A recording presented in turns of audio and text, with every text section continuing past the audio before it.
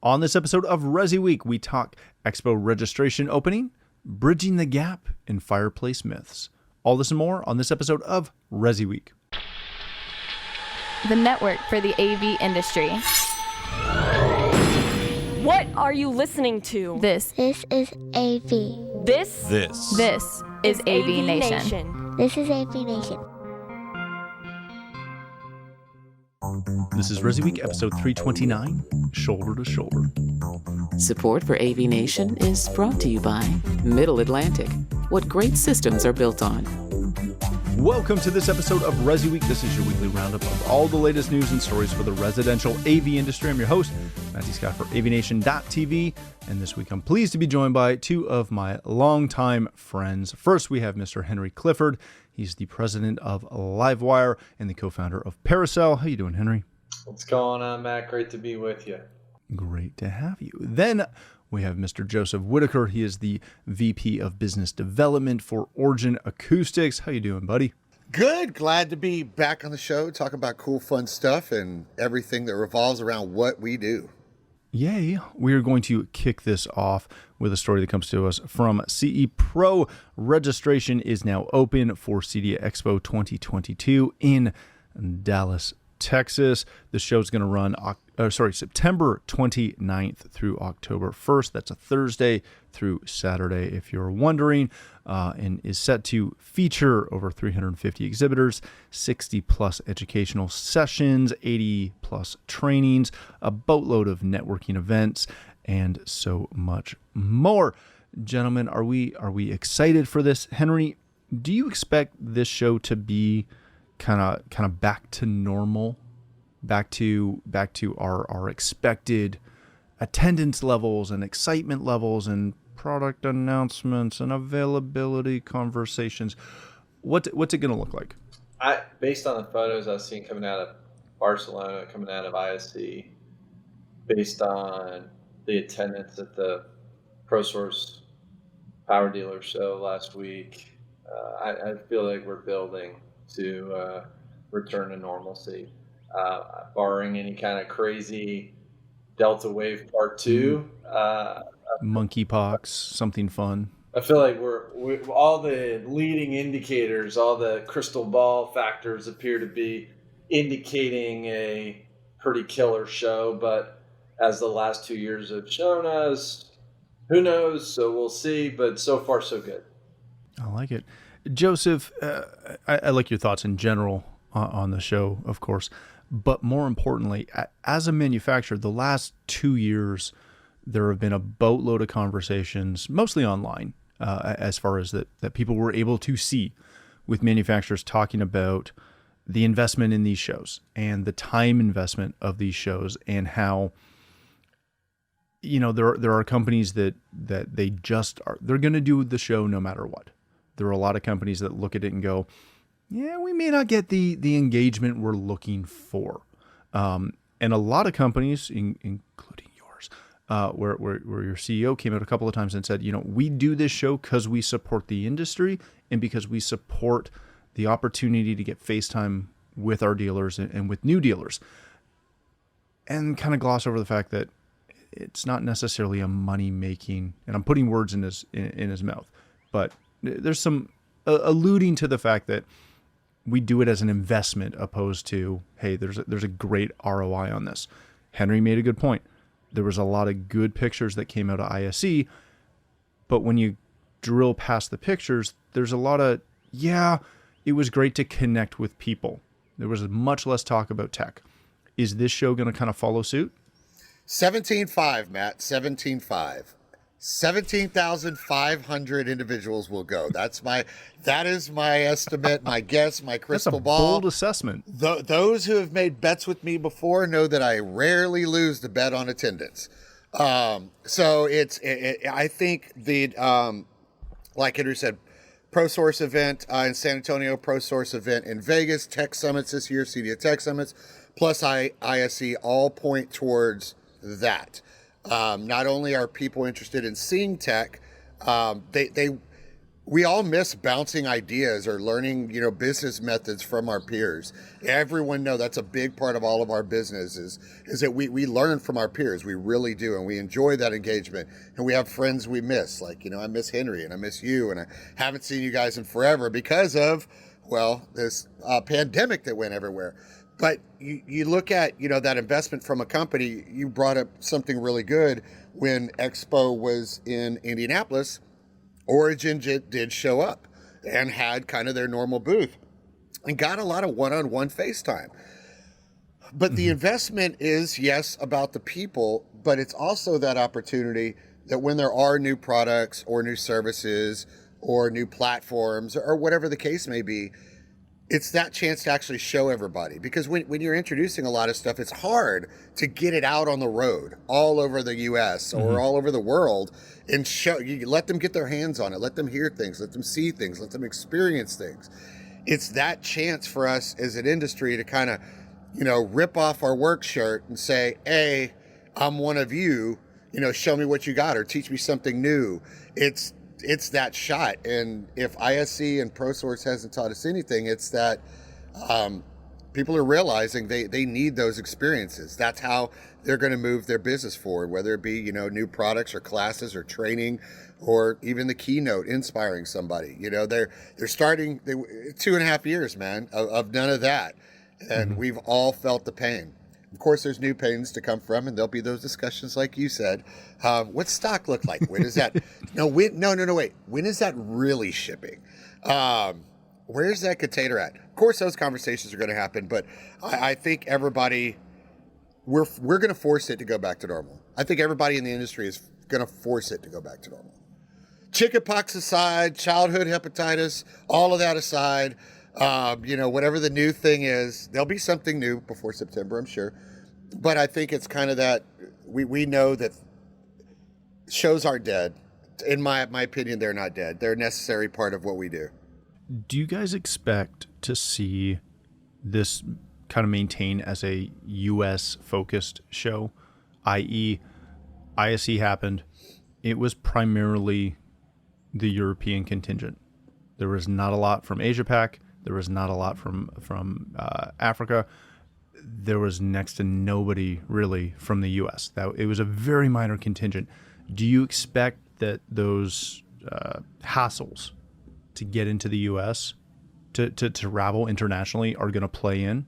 I really do think it's going to be mostly U.S. and it'll be moving forward U.S. focused, because you look at the Australia, New Zealand situation. People from Australia could just now get into New Zealand like last week, right? So you look at all the rest of the world's travel restrictions and then the pain to go back and forth right now. I think it'll go back to like those early, right after Amelia Island days of, this is... The regions actually make sense now just because of the difficulties of travel and getting equipment and booths and everything else. I agree with you. You left that open. You didn't say what you thought, but I really think that there's going to be more of a local focus kind of moving forward, at least for a while. Okay. Yeah, I agree with that. All right, gentlemen, let's change topics for a second. Bridging the gap between solid and killing it, pushing your staff to go from adequate to exceptional, by the one and only Mr. Henry Clifford, who, of course, is here to talk about his article that he wrote, which is like just a continual shameless plug by you, by the way. I appreciate it. I don't know how you get Mitchell to do this for you. It helps that I had nothing to do with the selection of the content for today, but I'll just I feel like you write so that your stories can be focused when you come on. I do. I have one. I think you've lined up your publishing and your appearance schedules. I write for you, Matt. So it worked again. I love it, buddy. All right, read through the article. Henry attended a Virginia Council of CEOs and listened to a How to Hire a Players author speak on turning or identifying and turning B players into A players. It's a great article, Henry, and even if you weren't here, I'd say that. Joe, I want to start with you on this one. How do you identify your, again, to use the phrasing in the article and from the book, how do you identify your B players and work at turning them into A players? Well, if they've made it into Like the one successfully. Yeah, well, if they've made it into the organization, this is like common hiring, right? You already know they have the opportunity or the ability to become an A player because they've already kind of made it past that. It's interesting that in a lot of it, and Henry hits on a lot of really key points on, the difference between, just getting by and killing it, which I thought was kind of cool. But you look at those A and B players, and one thing that employers often fail to do is to really pay attention to what innate skill set does this person have? Where can they be successful? What tools do they already have? And then how to capitalize on those. You may have, in Henry's article, he talks about, sales and some other stuff and managing. And if you can capitalize on some of the innate skills they already have, they could be an A player very quickly. You may have a technical staff that has a magical skill of an ability to talk to a customer at a customer's level while knowing all of the technical stuff. But if you don't capitalize on that and understand that that's a skill they have, you'll never be able to migrate them to that A player status. When you identify those abilities in a person, you capitalize on them, cross-trade them, you can turn B players into A players. I've done it many, many times. And it's good that Henry put this out there because I think a lot of business owners, managerial staff, often don't take that route. They're just trying to get jobs done, right? They're just trying to continue with the pro forma. There's the recipe. Let's not mess with it. We are making some money. Getting those B players to A players is kind of how Henry laid it out. The killing it part. There is a way to take some of your basic players, turn them into A players, and actually make the entire organization kill it. So for everybody out there, this is a really good read, and it may change your mind in the way you've been approaching not just hiring, of course, but how you bring those other people in your organization up the ladder. You cause an area to exceed expectations, and of course, Henry is the king of reward, by the way. As far as rewarding his players when they do stuff, I love watching those videos, by the way, the Employee of the Month videos. He incentivizes, and incentivizing somebody to get to A status when they have the ability to do it is huge. Yeah, that's a really good point.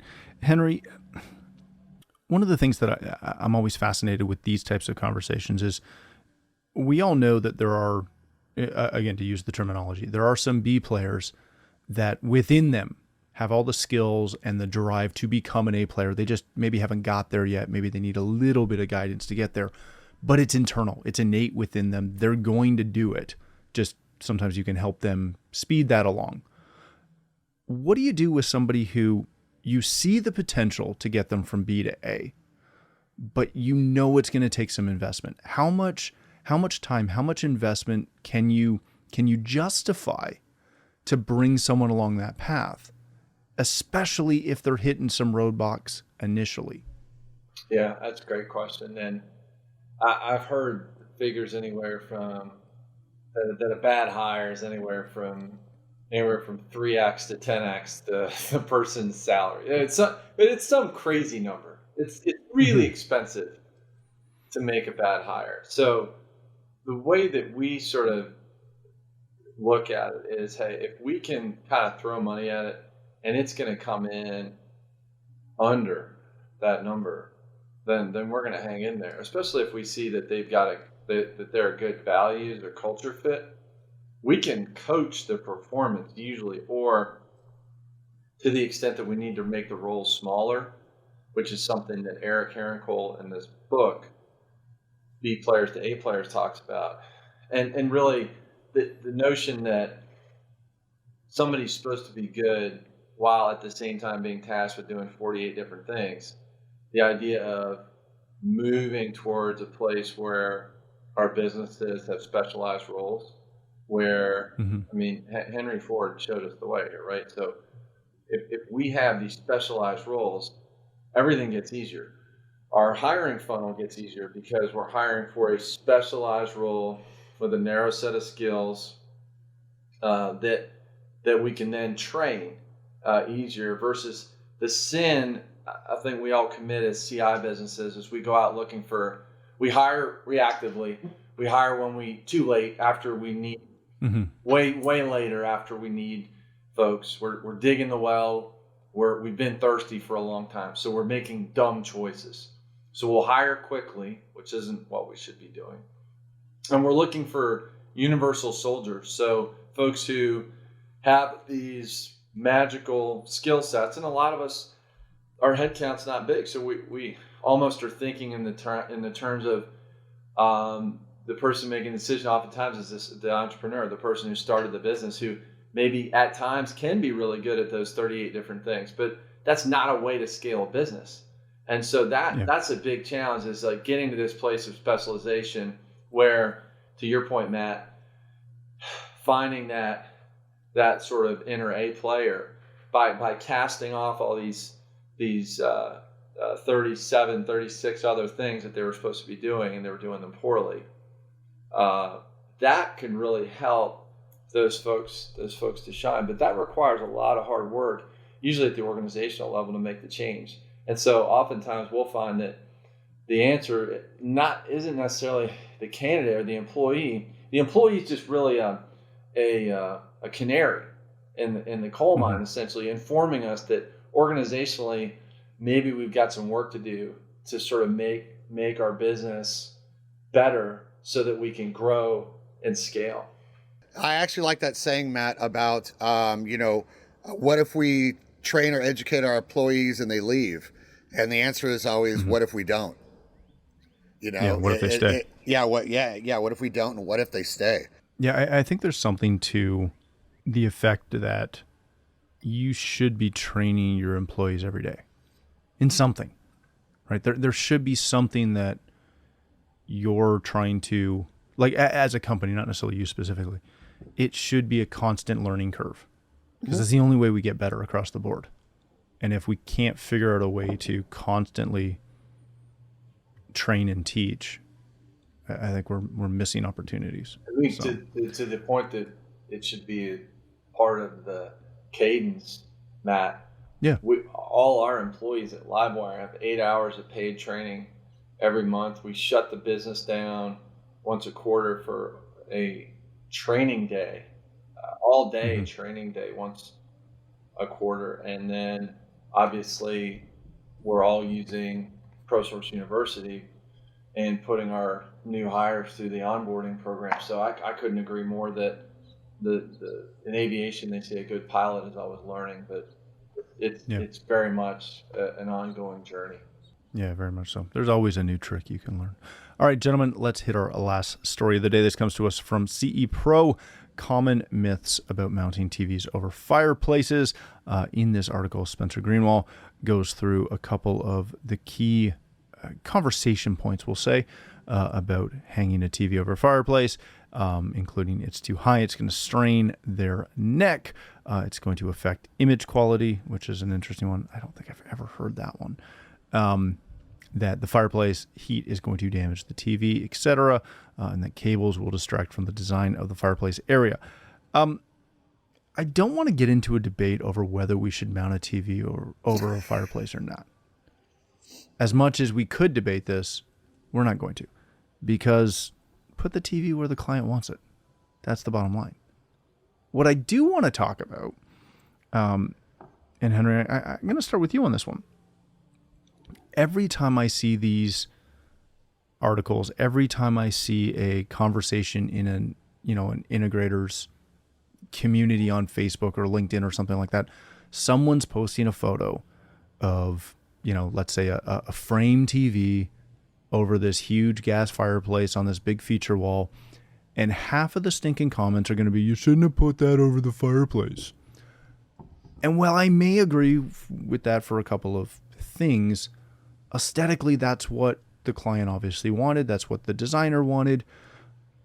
Why are we as a community so often wanting to pick a fight over something like this?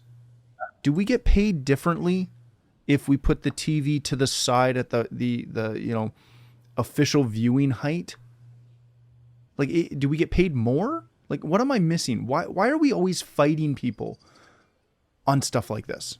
There appears to be some peculiarities I've noticed in our industry around, and it seems to attract certain personality types. And sometimes, right, those personalities can come with some baggage, especially ego. And I think especially early on in a career, I think especially with technology, it's very common to hear somebody using a lot of jargon, technical terms, etc., almost to show that they understand.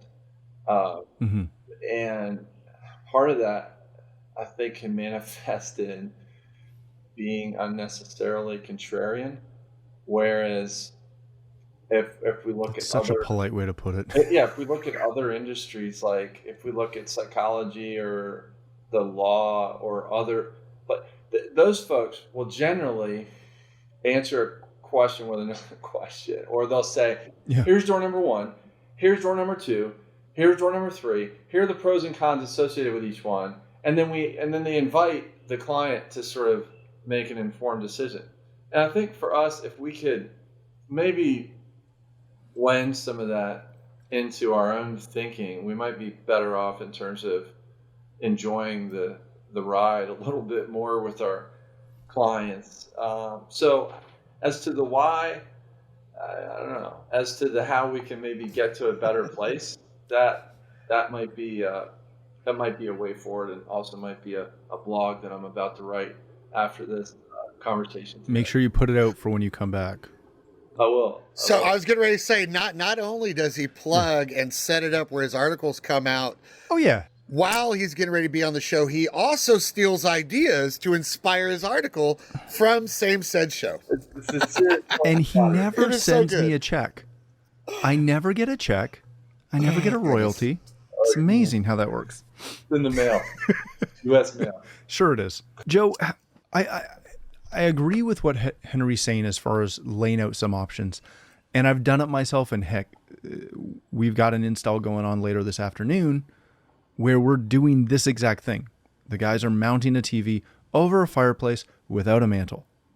And we're having the conversation, and we had the conversation during walkthrough of, this is the best place for it. Over the fireplace is really the only place we should put it. Right. Now, here are the two things you want to be aware of when we do it and when we install it here. And we laid it out and we made it real simple, but we're not fighting over it. But often I take a bit of issue with Henry's point of laying out 3 choices for a lot of clients, because they really, if we're going to be the experts, right? If they're calling in the experts, when they call in the designer tells them what couch they're buying, where they're putting it. Most of the designers we work with, they don't give their clients options. They ask them 3 questions and then give them a slew of things and say, here, you're buying a small car or a large car sometimes, of furnishings that we're going to supply. They don't give them options because they're the experts. They know the design. And you're totally stealing my thunder, dude. You're welcome. Are we not, like, on one hand, if we're going to be the experts and we know how to properly achieve the look that the homeowner or the designer wants, should we not just go in with that confidence while being polite to say, yeah, here's how we'll achieve that vision and just get it done, versus adding more confusion to it? I'm yes and conflicted no. between all 3 points. Yes and no. You're on the right track, and it's something that just dealing with it forever. It's like down to a science, the way I always think about it. And you talk about the designer. Every room should any designer will tell you every room should only have one focal point. If you've got a fireplace in there, that's a built-in focal point. You can't fight it. The furniture is going to be aimed in that direction. That's done. It's just like a stud in the wall. It's there. Done. That is the focal point. So now you got to deal with the focal point. The problem is, and some of the things they listed in here that are problems are true. A little bit of neck strain. Matt, you wanted to know about video degradation or picture quality. That has to do with up, down, off axis instead of side to side off axis. It really is a thing. But I need those for my points. My points are your job, my job, Henry's job is never to talk about the problems. Ever. You never talk about problems or issues, because that gives them the point of saying, we just won't have a TV in this room. We'll just put a painting there, or whatever the case may be. Our job is to offer solutions, and we only answer when they question the solution. We're putting this TV here. It's going to have a motorized mount by Nexus 21, or it's going to have a manual mantle mount by a so-and-so. We offer the solution. We never offer the answer to what the solution is for unless asked. Then you go into those things.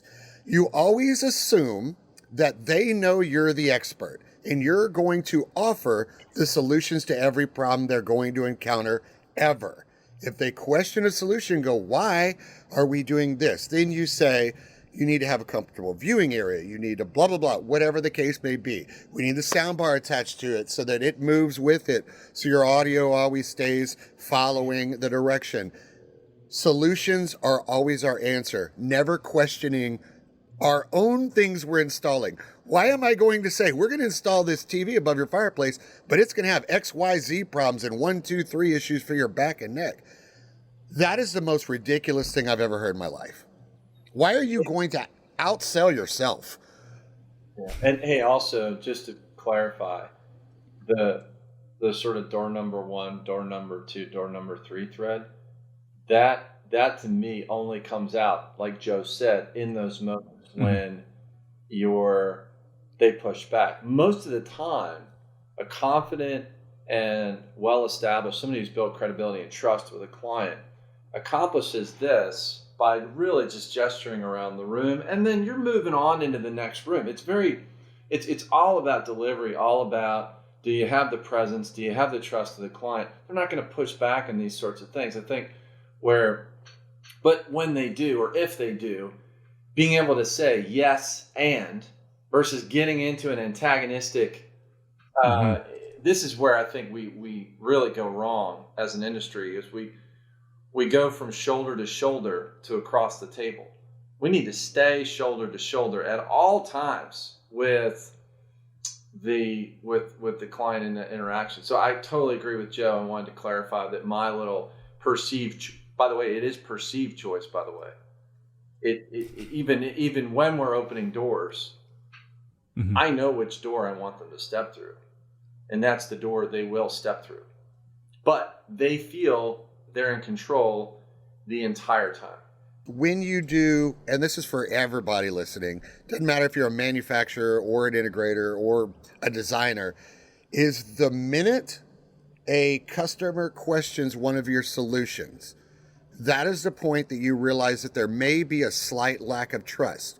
When you see that lack of trust, don't offer them the answer. Your answer should be, I know the answer to this, but let me give them a link to an article talking about the exact same thing, or a link to an expert page where they can understand that what you're saying is backed up by science, literature, other renowned experts, and then all of a sudden, all the rest of the stuff that you talk about now has credence and meaning to them, because you just backed up something without just your lips flapping. You put it out there that, hey, this is recognized across the globe as the answer.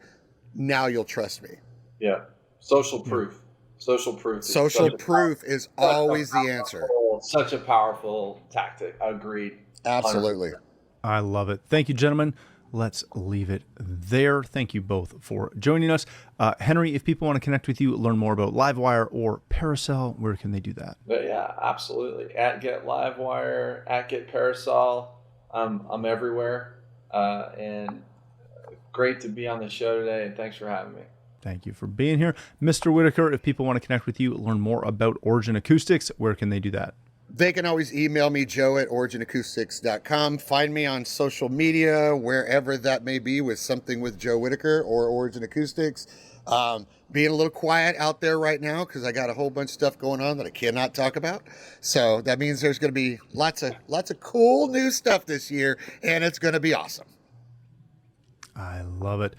Thank you again for joining us. If you'd like to connect with me, you can find me on Twitter at Matt D. Scott and most other social platforms. But more importantly, please visit AVNation.tv, where you'll find this show as well as a wide variety of other shows with all the verticals that we cover. When you visit the website, please take a moment to check out our supporters. We are extremely thankful for their support and ask that you check them out as well. Thanks again for watching. That's all the time we have for this episode of ResiWeek.